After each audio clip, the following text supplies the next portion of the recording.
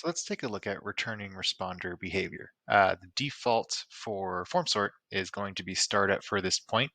Um, but we do have two other options here. We have start at beginning, discard answers, and start at beginning and keep answers. Now, start at furthest point is just like it sounds.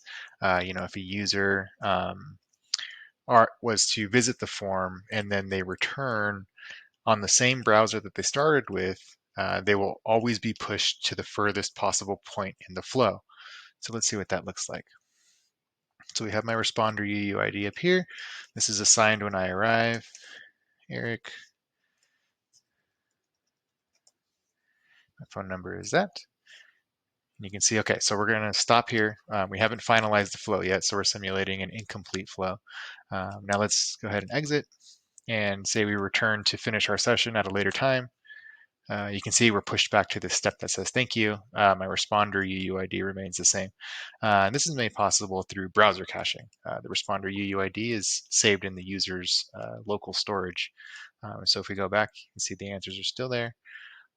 So now let's take a look at the other two settings. So we have start at beginning, but keep the answers. And this is useful if you like returning users to review their answers before they continue on in the flow to finish it. So let's see what that looks like. Oh, we need to make sure that our superseding is going to reset us. There we go. Okay, so it reset us. Of course, my responder UUID is going to stay the same, but my superseding on deployment pushed me onto the latest variant revision. Now let's go ahead and go through this again. Okay, we're going to go ahead and stop here.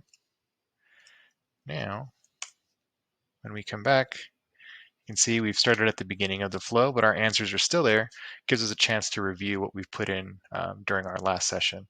Go to the next steps, and my phone number is still there. And then, so on and so forth. Now, the last one is start at beginning, discard answers. So this will purge the answer set when the user returns, but they will keep their responder UUID. So, that will still be unified in your data, that this is a returning responder, but they will have a chance to fill out more answers. And this is,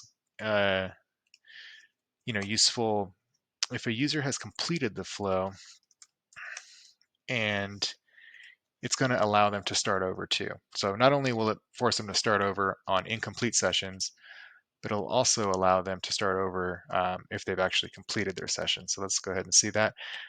I don't actually want to click this right now. I'm going to show you that the returning responder behavior is going to handle my restart. And there we go.